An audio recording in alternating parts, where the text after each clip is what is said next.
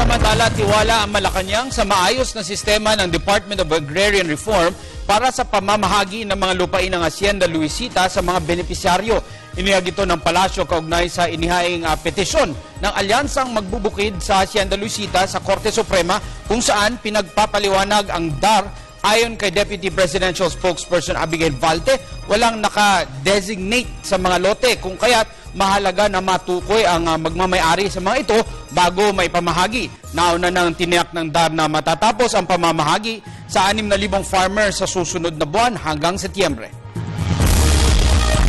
The DAR will be able to defend its position kasi po doon sa lupa wala ko kasi sa kanilang naka-assign na lote talaga. So, kailangan kapag sa distribution, merong identified portion. Nung sa kanila naman po pagsasake, hindi naman po nila sinasabing, dito lang ako sa portion na to. So, yung buong pong yun.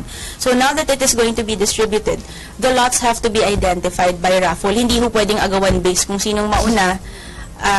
At hindi pwedeng, diba, takbuhan na lang agawan base, sabihin, oy, akin to, binakurang ko na, akin to. Kailangan ho fair naman to all the beneficiaries.